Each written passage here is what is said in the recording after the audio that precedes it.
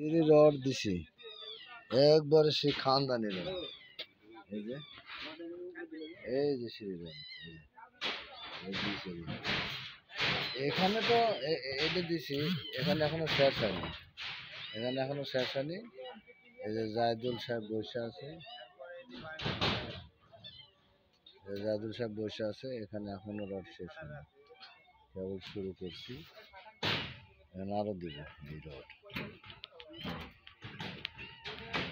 এই জায়গাতে আবার ডিমের মধ্যে দেন রড দিছি 20 মিলি, 6টা 10টা দিছি।